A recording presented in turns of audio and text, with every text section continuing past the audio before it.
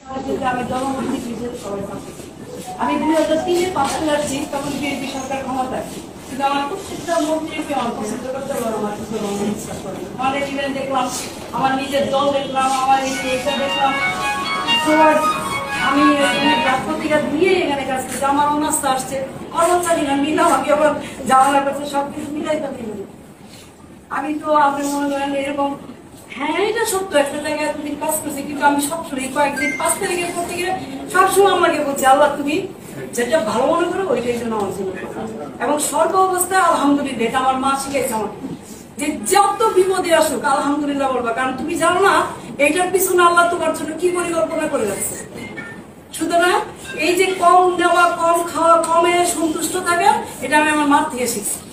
এবং এই জন্য আমি আজকে এখান থেকে হাসি মুখে যেতে পারতেছি, আমার এতটুকু খারাপ লাগতেছে, এবং আমার বারবার মনে হচ্ছে এইটাই আমার জন্য উত্তম, এইটাই আমার জন্য উত্তম, এবং এইটাই আল্লাহর সবচেয়ে বড়, আল্লাহ আমার জন্য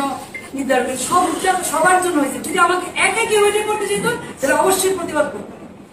যেহেতু সমগ্র দেশে একটা বিশেষ পরিস্থিতিতে বিশেষ সিদ্ধান্ত নেওয়া হয়েছে, ওই সিদ্ধান্তের প্রতি সম্মান দেখা আমি থাকবেন। দেখো আপনাদের সাথে ভালো থাকেন, সবাই সুস্থ থাকেন।